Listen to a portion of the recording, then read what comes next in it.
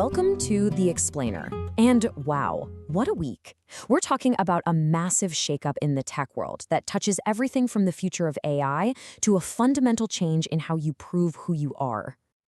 It really feels like the whole digital landscape just shifted right under our feet.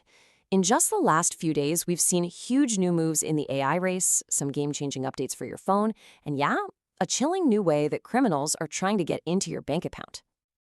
So, here's the plan. We're going to dive straight into this wild AI arms race and why it's suddenly so intense. Then, we'll look at how your phone is literally becoming your official ID. We'll also say goodbye to a true internet icon. And finally, we'll break down a new threat that's targeting your wallet in a very physical, very scary way. Okay, first up, the AI race. And I mean, this thing just went into overdrive. We are way beyond just making chatbots a little bit better. This has become a full-on battle for who will control the future of intelligence itself. The first shot was really fired by OpenAI, which just upgraded its flagship model to GPT-4o.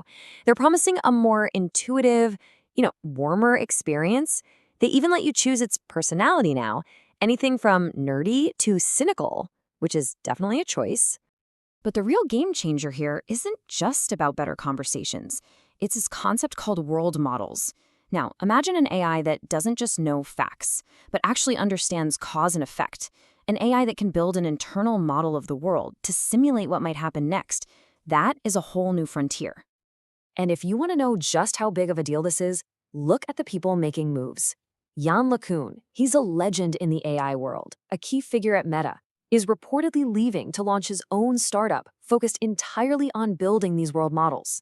When a pioneer like that goes all in, you know this is a pivotal moment in tech. And the scale of this competition is just staggering. We're talking about a full-blown infrastructure gold rush. You've got Anthropic committing a mind-boggling $50 billion to expand its data centers.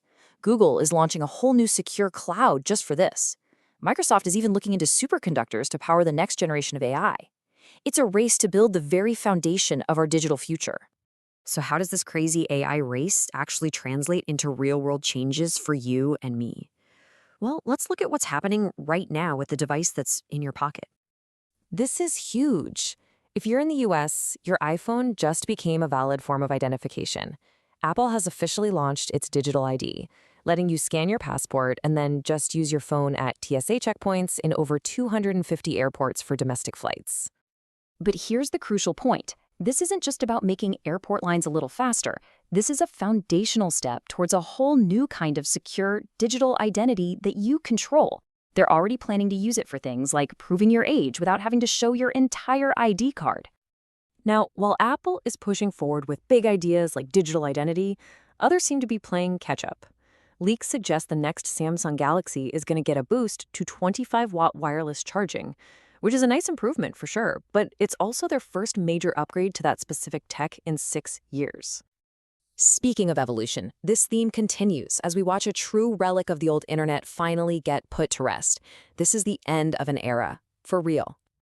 That's right, Meta is officially retiring the external Facebook like button. The one that used to be on every website. It once defined the Web 2.0 era, but its usage has just plummeted as we've all moved from browsing websites to discovering content inside apps. It had a good run. But with all this digital progress, there's always a darker side. And this week brought some stark warnings about new, increasingly clever attacks designed to get right into your bank account. It's a terrifying question to ask, but a brand new type of Android malware makes it a chillingly real possibility. Researchers have found a new malware strain called NGate, and its goal isn't just to get your online banking password.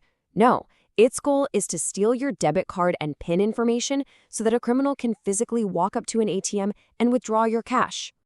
And the way this attack works is just terrifyingly sophisticated. First, you get a fake security alert that tricks you into downloading a malicious app. That app then asks you to verify your card by tapping it to your phone's NFC chip, the same tech you use for tap to pay.